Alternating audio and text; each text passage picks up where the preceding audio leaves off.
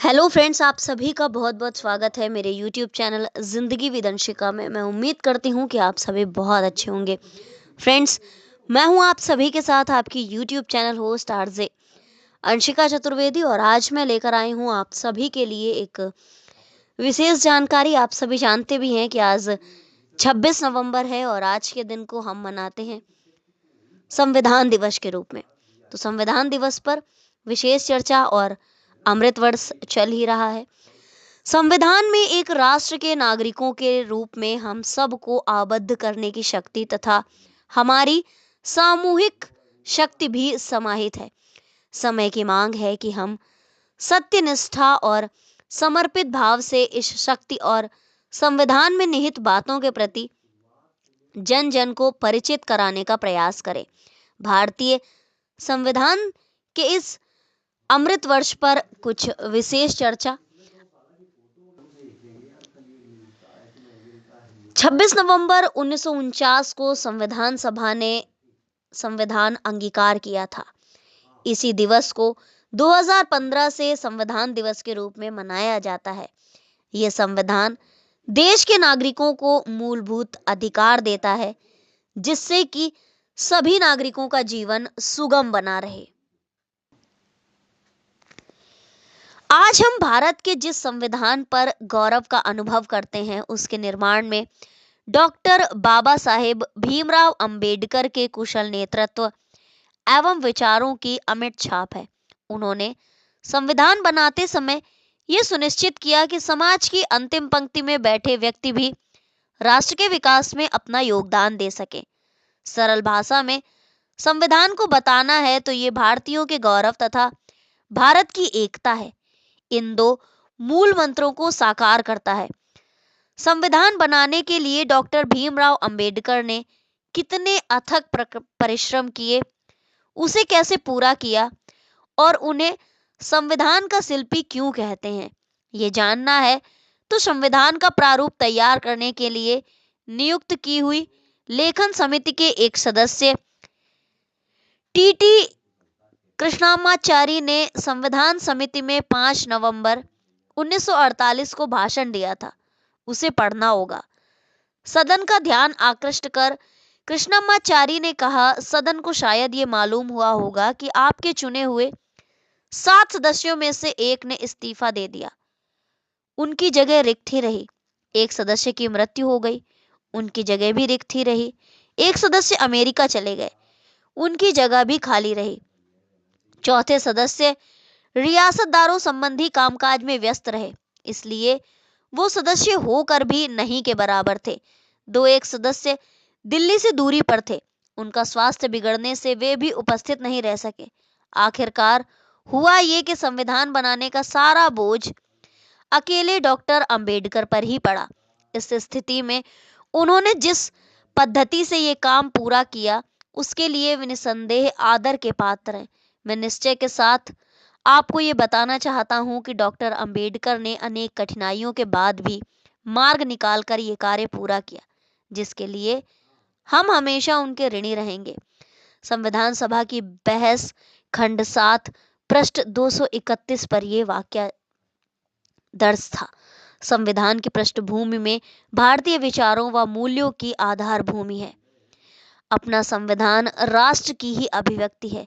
इसकी प्रस्तावना वास्तव में भारत की आत्मा है। हम अपने गणराज्य का लक्ष्य घोषित किया, समाज में न्याय, स्वतंत्रता और समानता स्थापित करना ही हमारा लक्ष्य है। ये तीनों मंत्र वास्तव में भारतीयता के प्रतिमान है। बंधुत्व को प्रस्तावित करना, प्रोत्साहित करना ही भारतीयता है।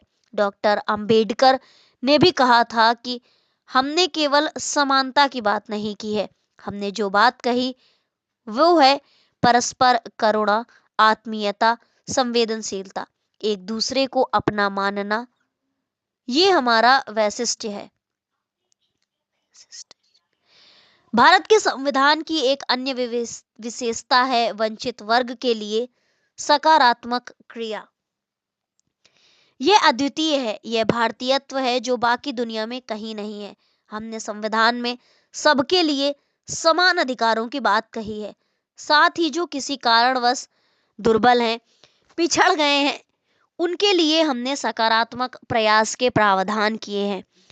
पहला अधिकार घर में जो कमजोर होता है उसका होता है, यही भारतीयता है। यही सभी तरह की विविधता वाला अपना देश बल प्रयोग के जरिए एक नहीं रखा जा सकेगा। इसके लिए सभी को समान सूत्रों में बांध कर रखना होगा। वे समान सूत्र कौन से हैं? बाबा साहब ने संविधान की जो उद्देशिका लिखी है उसमें सबको बांधे रखने के सूत्र विशद रूप से वर्णित किए गए हैं। इसमें सामाजिक, आर्थिक, राजनीतिक न्याय, अभिव्यक्ति की स्वतंत्रता, विश्वास, श्रद्धा, उपासना पद्धति की स्वतंत्रता, स्तर और अवसरों की समानता व राष्ट्र की एकता और एकात्मा का आश्वासन देने वाले बंधुत्व का समावेश है। वंश एक होने से, संस्कृति एक होने से, भूमि एक होने से राष्ट्र बनता है, ऐसा नहीं है। राष्ट्र का अर्थ ही ये होता है कि देश में रहने वाले सभी लोग एक दूसरे से भावनात्मक रूप से गहराई से जुड़े होने चाहिए। बंधुत्व इस तरह की भावनात्मकता, एकता का निर्माण करता है। भारतीय राज्यकर्ता, विचारक, प्रसार माध्यम,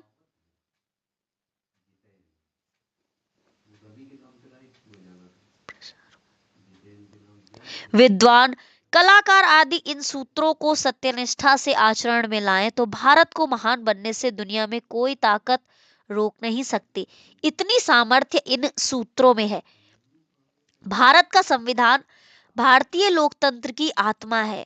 ये श्रम श्राद्ध कार्य सूझबूझ दूरदर्शिता से ही संभव हो पाया, वो भी उस समय जब देश परतंत्रता की जंजीरों से मुक्त हो रहा था।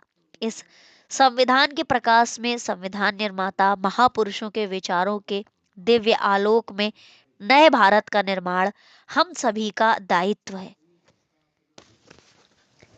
भारतीय लोकतंत्र के इतिहास में संविधान पर सबसे बड़ा हमला 1975 में हुआ था। 25 जून वर्ष 1975 को देश में जब इमरजेंसी लगी और इस दौरान कई महत्वपूर्ण घटनाएं घटी, लेकिन उनमें से सबसे महत्वपूर्ण रहा संविधान में निजी महत्वाकांक्षाओं से प्रेरित बदलाव।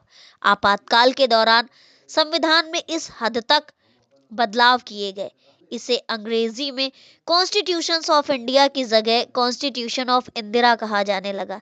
इंदिरा इज इंदिरा कहने वालों ने 42वें संविधान संशोधन से भारत के संविधान को इंदिरा का संविधान बना दिया था।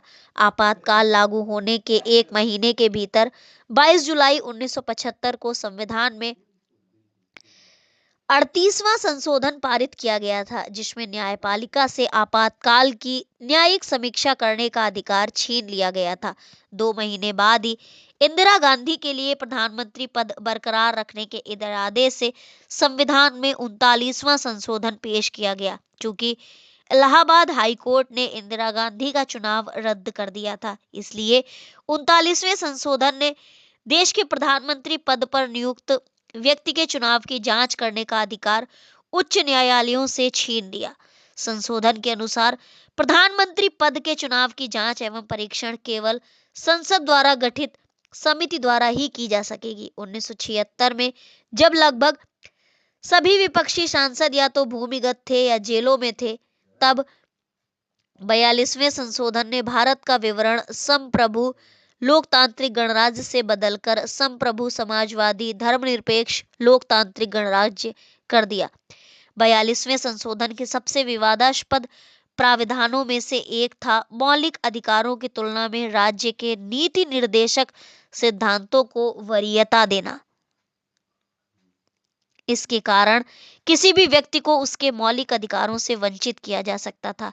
इस संशोधन ने न्यायपालिका को पूरी तरह से कमजोर कर दिया था, वहीं विधायिका को अपार शक्तियां दे दी गई थी। संवैधानिक संशोधन के बाद से भारत के राष्ट्रपति के लिए मंत्रिपरिषद की सलाह के अनुसार कार्य करना अनिवार्य हो गया था। मौलिक अधिकारों के महत्व का बहुत अधिक अवमूल्यन किया गया। इस संविधान ने अनुच्छेद 368 सहित 40 अनुच्छेदों में परिवर्तन किया और घोषित किया कि संसद की संविधान निर्माण शक्ति पर कोई सीमा नहीं होगी। और किसी भी मौलिक अधिकार के उल्लंघन सहित किसी भी आधार पर किसी भी अदालत में संसद द्वारा किए गए संशोधन पर प्रश्न नहीं उठाया जा सकता।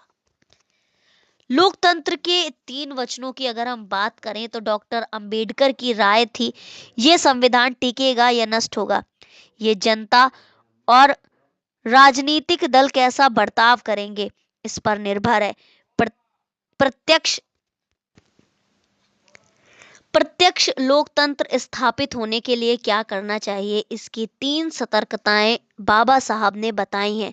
अपने सामाजिक एवं आर्थिक उद्देश्यों की पूर्ति के लिए हमें संवैधानिक मार्गों का ही उपयोग करना चाहिए। रक्त रंजित मार्ग को दूर रखना चाहिए।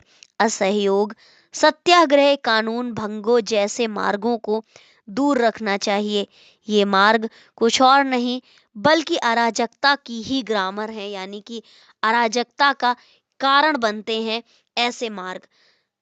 स्वर्णिम इतिहास के वो 4 चरण। सर्वप्रथम संविधान के लक्ष्य संबंधी प्रस्ताव पर चर्चा, बहस और स्वीकार किया जाना। नियम निर्माण समिति तथा सभा का संचालन। समिति का गठन 22 जनवरी 1947 को हुआ। संविधान सभा ने 8 लक्ष्यों को स्वीकार किया जिन्हें प्राप्त करने के लिए संविधान बनाया जाने था। नंबर 2, संविधान सभा द्वारा विभिन्न विषयों, मूलभूत और अल्पसंख्यकों के अधिकार, संघ की शक्तियां, प्रांतीय और संघ अधिकार समिति आदि पर प्रारूप और प्रावधानों के प्रतिवेदन बनाने के लिए विभिन्न समितियों का गठन किया जाना था। संघ शक्ति समिति में 9 सदस्य थे। इसके अध्यक्ष पंडित जवाहरलाल नेहरू थे। कार्य संचालन समिति में 3 सदस्य थे और इसके अध्यक्ष थे डॉक्टर कन्हैयालाल माणिकलाल मुंशी। प्रांतीय विधानसभा में 25 सदस्य थे और इसके अध्यक्ष थे सरदार वल्लभ भाई पटेल। संघ विधान समिति में 15 सदस्य थे और इसके भी अध्यक्ष थे पंडित जवाहरलाल नेहरू। नंबर 3, इन समितियों के प्रतिवेदनों को संविधान सभा के सलाहकार BN राव ने समग्र स्वरूप देते हुए संविधान का आधारभूत प्रारूप तैयार किया। 29 अगस्त 1947 को संविधान सभा ने संविधान का वास्तविक मसौदा तैयार करने के लिए प्रारूप समिति ड्राफ्टिंग कमेटी को गठित किया जिसके अध्यक्ष थे डॉक्टर भीमराव अंबेडकर। और चौथा चरण ये था कि फरवरी 1948 में प्रारूप समिति ने अपना मसौदा प्रकाशित किया। भारत की संविधान सभा के सदस्यों को 8 माह तक इस प्रारूप के अध्ययन का मौका मिला। नवंबर 1948 से 17 अक्टूबर 1949 तक कई बैठकों में इस प्रारूप पर खंडवार चर्चा हुई। तीसरे और अंतिम प्रारूप पर चर्चा 14 नवंबर 1949 को शुरू हुई और 26 नवंबर 1949 को संविधान को पारित कर दिया गया। 2015 के बाद से 26 नवंबर को हम सभी मना रहे हैं संविधान दिवस के रूप में। तो फ्रेंड्स, भारतीय संविधान का ये अमृत वर्ष है और हम सभी का ये कर्तव्य है कि हम संविधान में निहित बातों के प्रति जन जन को परिचित कराने का निरंतर प्रयास करें। तो मेरा ये वीडियो बनाने का भी बस यही उद्देश्य था कि मैं आप सभी को संविधान की कुछ खास बातों से परिचित करा सकूं। तो इसी तरह से बहुत सारी जानकारियों को जानने के लिए देखते रहें मेरा YouTube channel Zindagi with Anshika. Thank you so much. Thanks for watching and thanks for supporting. Bye bye and take care.